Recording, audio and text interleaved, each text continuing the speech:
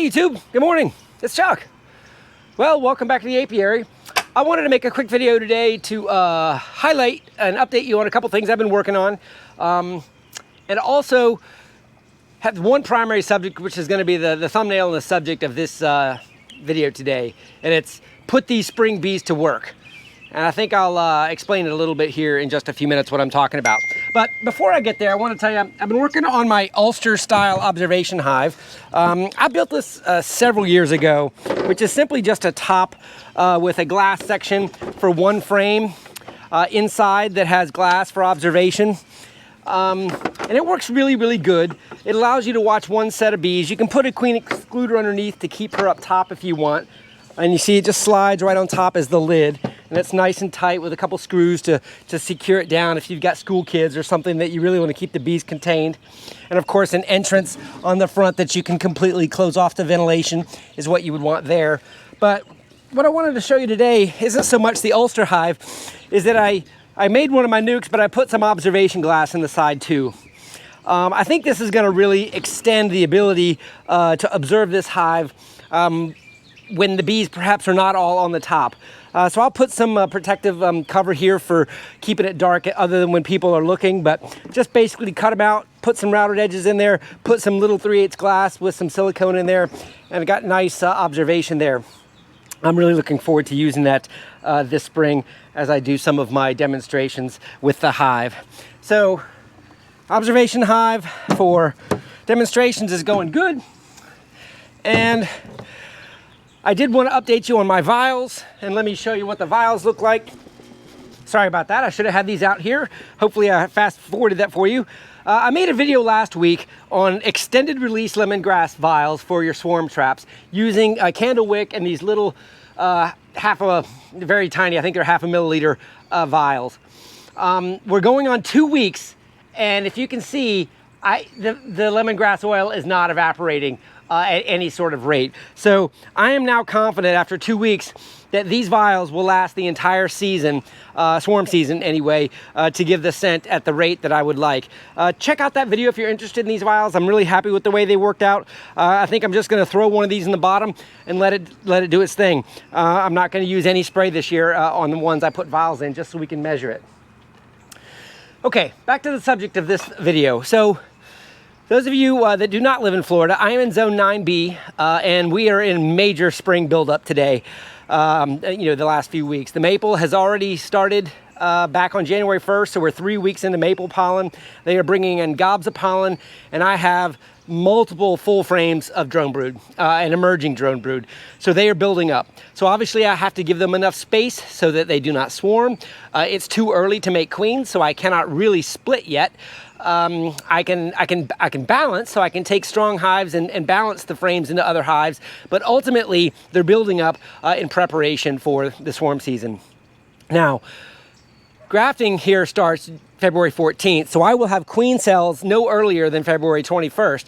So I can start splitting in mid-February for those queen cells that should be ready on the 21st, and that is my plan right now. So I've got double deeps in all mine, they're building up, but these hives are so strong, they have to have space, and this is what I want to talk to you about. And many of us have supers that are not quite drawn out or need some more drawn out. And so here's a frame that I've redoubled with wax, and it needs drawing out. And honestly, I don't want the bees to waste their time during the flow to draw this out if I can help it. So the subject I'm talking about today, and here's another frame. Sometimes you get these chewed out sections, or the wax moths got it and they need to redraw it out. I want them to draw this out now. And that's what I mean by put the bees to work. So see how some frames have the full side and they need to continue to draw this out? I'm just showing you the frames I've got in here and how I've doubled them all up. So what I need to do is I need to put this super with all of this wax on top of my strongest hives that need the most space and continue to give them 1-to-1 sugar syrup so that they will draw wax.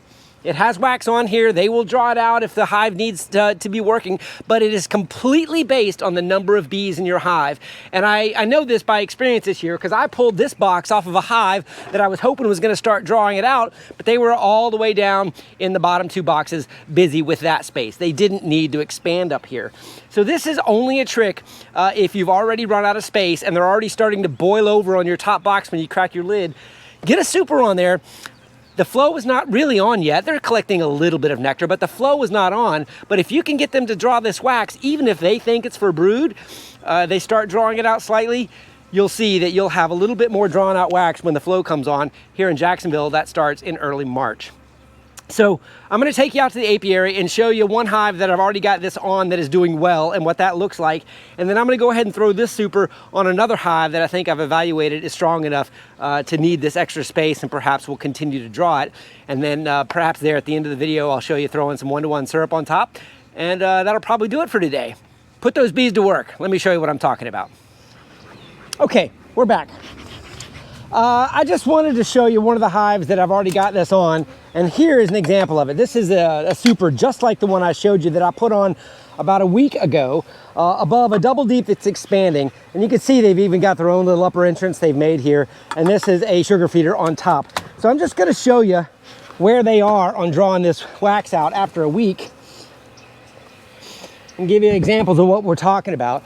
So see, the bees are all the way up in the top here, and if I give you a look at the bottom, that's what I'm talking about. See these bees? They're with this many bees in the upper entrance, they have the force they need to continue and expand up. And the fact that there were bees up here already tells me that they're drawing this out. So let me just take a few examples and show you. This is the same kind of mixed comb. All right, here's an example. So can you see the little white edges of the wax are starting to draw? This is just like those other frames, but now they are drawing this out. Here's an example of one of those that didn't have any existing on it. If you look at the edges, they're starting to draw this out, putting these ladies to work. But the population coming out of here is obvious. You can just see they're very, very strong. Here's another one. See that white wax on the top there? Same on this side. This, sometimes you get little things in there that you need to redirect them to go the right way. I think this is the last time I show you. Drawing this out nicely. In 1 week they did this, in the 3rd week of January. So when I say put the bees to work, give them 1-to-1 sugar when they are this strong. Need to calm them down. See, this upper entrance is creating this. If they had to come and go out of this bottom one, they wouldn't be this excited. But you know, they're not ready to split. I could balance this hive out if I needed to, but I'm just showing you how to put them to work and draw out some comb. So I'm gonna go ahead, put this feeder back on top, and then I'm gonna show you the hives that are not quite as strong and what that means. So the way you assess it is just basically cracking open each hive to determine if it's strong or not strong enough. There's only a couple frames, and see how they're not boiling out of there? That's not the one I want. Let me try over here.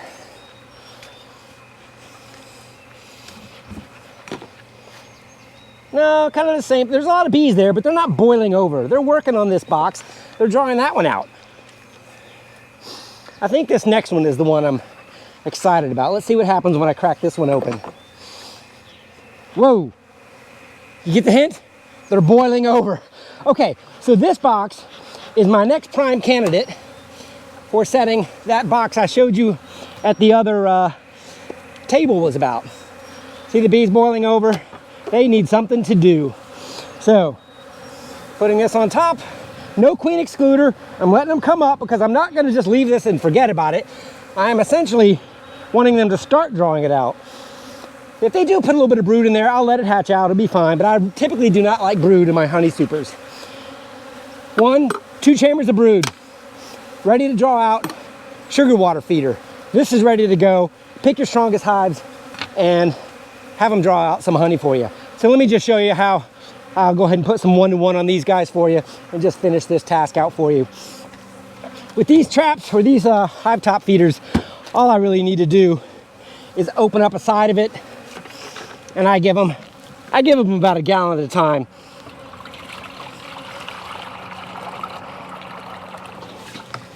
especially the strong ones that I'm wanting to do the most drawing.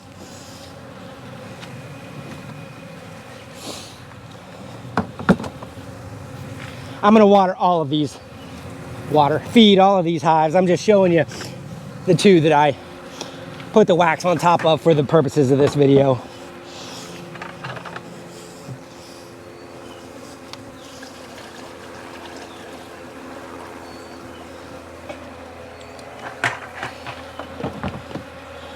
And that is it, boys and girls. Put the bees to work. Appreciate you watching the video. Leave some comments and thoughts if you have them below, and we'll see you on the next one. Have a great day, everybody.